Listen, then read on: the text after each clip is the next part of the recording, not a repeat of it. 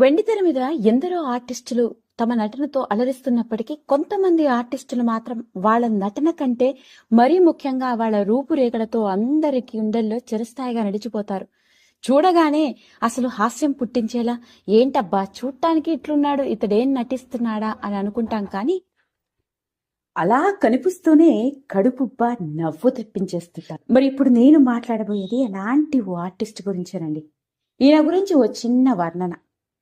చూడటానికి చీపురు పుల్లలా సన్నగా, గాలొస్తే ఎగిరిపోయేలాగా, గోళీకాయల్లాంటి కనుగుడ్లు, కరెంటు షాకు కొట్టిన కాకిలా వేలాడుతూ ఊగుతూ, చెవుల పక్క నుంచి కొబ్బరి పీచులాగా 2 పోచల జుట్టు లేచి నిలబడి గట్టిగా గాలొస్తే ఎగిరిపోయేలా కనిపించే అవతారం.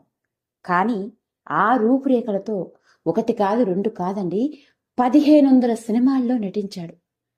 వినడానికే ఆశ్చర్యంగా ఉంది కదండి. మరి నేను చెప్పేది అక్షరాల నిజం. దీన్ని బట్టి మనందరికీ అర్థమయ్యేది ఏంటంటే, నటనకి కావాల్సింది రూపురేఖలు మాత్రమే కాదు, టాలెంట్ కూడా. మనకున్న రూపురేఖలని మన టాలెంట్గా మార్చుకొని ఆర్టిస్టులుగా ఇండస్ట్రీలో రాణిస్తూ మంచి గుర్తింపుని ప్రేక్షకుల హృదయాల్లో చిరస్థాయిగా నిలిచిపోతారు. అలాంటి అతడి టాలెంటే అతడి రూపురేఖలు.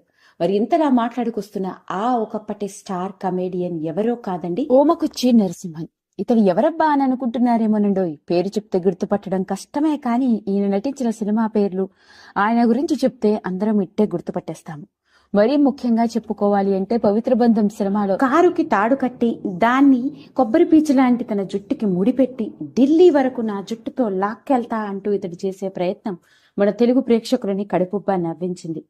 ఇంకా అంతేకాకుండా మరీ ముఖ్యంగా మా పల్లెల్లో గోపాలుల్లో ఉన్నట్టుండి జుట్టు వెంట్రుకలు నిక్కపొడుచుకుంటూ కనిపించే కామెడీ కావచ్చు, భారతీయుడు సినిమాలో లారీ డ్రైవర్ గాను, ఒకే ఒక్కడు సినిమాలో వడివేలుకు మామగా తికమకగా గజిబిజిగా వడివేలును విసిగిస్తూ అందరి చేత అతడిని తన్నుడు తినించే క్యారెక్టర్లోను, సంసారం ఓ చదరంగంలో పెళ్లిళ్ల పేరయ్య క్యారెక్టర్లోను, ఇలా మనగ తెలుగు సినిమాల్లో ప్రత్యేకమైన పాత్రలతో చెప్పుకోదగ్గ కామెడీతో మనలందరినీ కడుపుబ్బా నవ్వించాడు. అలా చెప్పుకుంటూ పోతే ఎన్నో సినిమాలలో ఓ నరసింహ, అహనా పెళ్ళంట, ఒకే ఒక్కడు, మా పల్లెలో గోపాలుడు, భారతీయుడు, జెంటిల్మెన్, ఇలా తెలుగులో దాదాపు 100కు పైగా సినిమాలలో నటించాడు.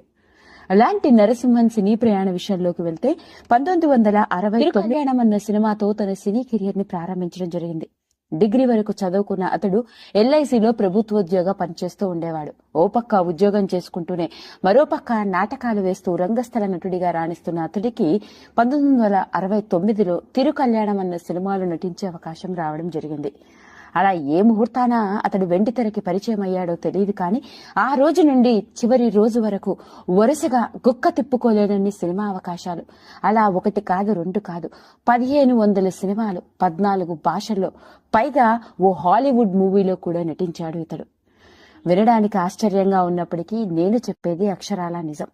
మరీ ముఖ్యంగా తమిళ చిత్రసీమ రంగంలో ఒకప్పటి స్టార్ కమేడియన్ గా రజనీకాంత్, కమల్ హాసన్, విజయకాంత్ వంటి వాళ్ళు నటించిన ఎన్నో సినిమాల్లో ఓమకుచ్చి నరసింహన్ ఉండి తీరాల్సిందే. అలా బ్లాక్ బస్టర్ హిట్ సినిమాల్లో స్టార్ కమేడియన్ గా కనిపించి తనదైన కామెడీ టైమింగ్ తో, ముఖ్యంగా తన రూపురేఖలతోనే అప్పటి ప్రేక్షకులని కడుపుబ్బా నవ్వించాడు. అలాంటి నరసింహన్ వ్యక్తిగత జీవితంలోకి వెళ్తే ఇతడికి భార్య, 2 కూతుళ్లు, ఓ కొడుకు కూడా ఉన్నారు. వెండితెర మీద నటుడిగా ఓ వెలుగు వెలిగిన ఎవరో, అతడు ఇప్పుడు ఏం చేస్తున్నాడో తెలిస్తే మాత్రం మనందరం నోరెళ్ల పెట్టవలసిందే. 1969 నుంచి 2008 వరకు 1500 సినిమాల్లో తనదైన కామెడీ టైమింగ్ తో కడుపుబ్బా నవ్వించిన ఈ స్టార్ కమేడియన్ కొడుకేంటి ఇలా ఉన్నాడు అని అంటాము.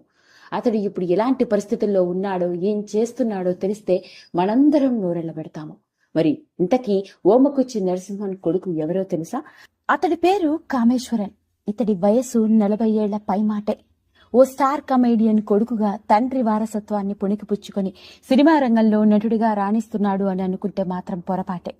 ఇతడు ఎంచుకున్న జీవన శైలి ఏంటో తెలిస్తే మనందరం నోరెళ్ల పెట్టవలసిందే. ఇక అతడు తనకి దేవుళ్లు కనిపిస్తారని, దేవుళ్లు తనతో మాట్లాడుతూ ఉంటారని, సాయిబాబా, జీసస్ వంటి దేవుళ్లు తనకి కనిపించారని, వాళ్ళు నన్ను బాగా ఇన్ఫ్లుయెన్స్ చేశారు అని, అందుకే ఈ అవతారం ఎత్తాను అంటూ రాత్రికి రాత్రే ఓ సన్యాసి అవతారం ఎత్తేసి సన్యాసిగా మారిపోయాడు అతడు. కామేశ్వరం స్వామిగా మారిపోయి సన్యాసి జీవితాన్ని గడుపుతూ బాబాగా మారిపోయాడు. భక్తులకి దైవత్వం గురించి మరియు ప్రవచనాలు చెప్తూ తనకి దేవుడు కనిపిస్తాడు, దేవుడు కనిపించడం వల్లే తాను ఇలాంటి జీవితాన్ని ఎంచుకున్నానని స్వయాన దేవుళ్ళే తనకి చెప్పారు అంటూ అతడు ఓ సన్యాసి జీవితాన్ని గడుపుతున్నాడు. అలా ఒకప్పటి భారతదేశ చలనచిత్ర సీమ రంగంలోనే ఓ స్టార్ కమేడియన్ గా 1 కాదు 2 కాదు 1500 సినిమాలు, పైగా ఏ కమేడియన్ నటించనన్ని భాషలు 14 భాషల్లో నటించిన ఈ ఒకప్పటి స్టార్ కమేడియన్ కొడుకు ఇలా సన్యాసిగా మారిపోయి బాబా అవతారం ఎత్తాడు అంటూ వచ్చిన వార్త ప్రతి ఒక్కరిని నోరెళ్ళబెట్టేలా చేసింది. ఇక ఓంనకొచ్చి నరసింహన్ చివరి జీవితం ఎలా గడిచిపోయిందయా అంటే 2009లో గత కొంతకాలంగా గొంతు క్యాన్సర్తో బాధపడుతున్న ఆయన తుది శ్వాస విడవడం జరిగింది. అతడు భౌతికంగా మన మధ్యలో లేకపోయినప్పటికీ అతడి సినిమాలతో మనందరి గుండెల్లో చిరస్థాయిగా నిలిచిపోయాడు అని చెప్పాల్సిందే.